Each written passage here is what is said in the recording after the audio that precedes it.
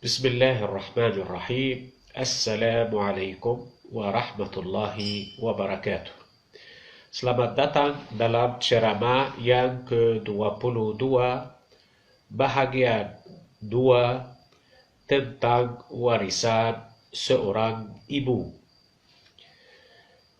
InsyaAllah dalam ceramah ini kita akan membuat beberapa latihan secara praktis tentang warisan seorang ibu. At-tamrinul awal, latihan pertama. Sekiranya seorang istri meninggal dunia dan dia tinggalkan seorang suami, seorang ibu, dan seorang saudara, seorang pakcik.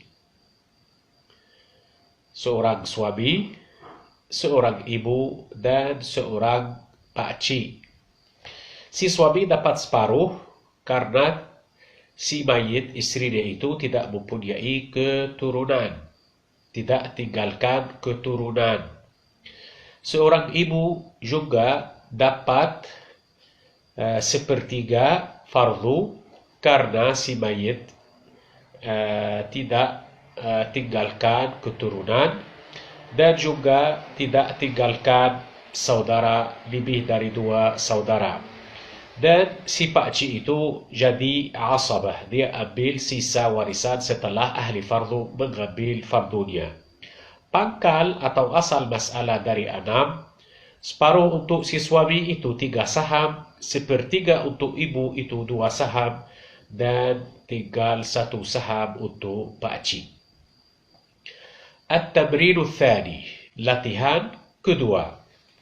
Kiranya si istri meninggalkan seorang suami, seorang ibu, dan saudara satu saudara. Tak kira saudara kandung, atau saudara seayah, atau si ibu dengan dia. Di sini si suami dapat separuh karena si mayit istrinya itu tidak mempunyai anak. Si ibu juga dapat sepertiga fardu karena si mayit itu tidak mempunyai anak, dan di sini cuma dapat 1 saudara sahaja. Si saudara itu, saudara kandung, kita bilang itu saudara lelaki, tak kira kandung atau seayah dengan si mayit, dapat sisa asabah. Jadi pangkal masalah dari 6, separuhnya 3 untuk si suami, dan seorang ibu dapat sepertiga 2 saham dan 1 saham untuk saudara lelaki itu sebagai asabah. At-tamrinu tsalits, latihan ketiga. Sekiranya seorang istri itu meninggalkan, dia mati dan tinggalkan seorang suami, seorang ibu, dan 2 saudara lelaki sebelah ayah atau saudara kandung.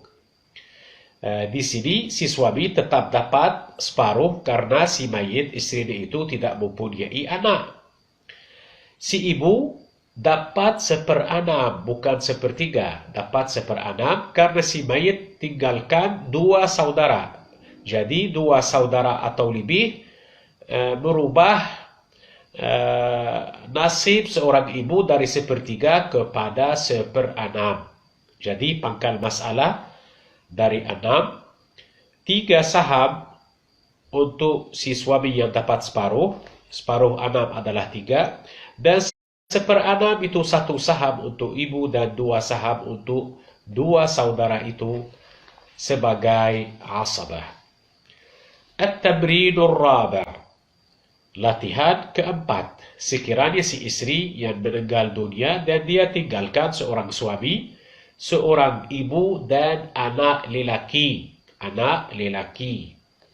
Si suami di sini dapat 1/4 karena si mayit itu istrinya mempunyai anak lelaki. Seorang ibu juga dapat 1/6 karena si mayit mempunyai anak, dan anak lelaki dapat sisa sebagai asabah. Jadi di sini terkumpul 1/4 dan 1/6. Jadi pangkal masalah dari 12. Seperempat untuk si suami dapat 3 saham. 12 bagi 4, 3. 12 bagi 6, 1/6 untuk ibu dapat 2 saham. Dan sisa 7 saham untuk anak lelaki sebagai asabah. At-tamrinul khamis. Latihan kelima. Sekiranya seorang istri tinggalkan seorang suami, seorang ibu, dan seorang ayah. Di sini yang kita namakan al-gharrawiyah atau al-umariyah. Di sini si suami dapat separuh karena si mayit istri itu tidak mempunyai anak. Dan seorang ibu dapat 1/3 dari baki setelah si suami ambil fardunya. Dan seorang ayah dapat sisa asabah. Jadi pangkal masalah dari 6, separuhnya untuk si suami 3 saham. Jadi 6 kurangi 3, tinggal 3. Untuk ibu 1/3 dari 3 dari baki setelah si suami ambil fardunya. Si suami punya 3 saham. Pangkal masalah 6 kurangi 3, 1/3 dari 3, 1 saham untuk ibu dan 2 saham untuk seorang ayah. At-tamrinus sadis, latihan ke-6 juga tentang al-gharrawiyah. Sekiranya seorang suami mati dan tinggalkan seorang istri, seorang ibu, dan seorang ayah. Si istri dapat 1/4 karena suami yang meninggal dunia tidak mempunyai anak. Seorang ibu dapat 1/3 baki setelah si istri mengambil fardunya. Jadi pangkal masalah dari 4, 1/4 untuk istri 1 saham, tinggal 3 saham. 3 saham itu kita ambil 1/3 dari 3 saham yang baki itu. 1 saham untuk seorang ibu dan 2 saham untuk seorang ayah sebagai asabah. Jadi latihan 5 dan latihan 6 menunjukkan cara kita menyelesaikan masalah sekiranya terdapat 3 pewaris. Seorang suami, seorang ibu, dan seorang ayah, atau seorang istri, seorang ibu, dan seorang ayah.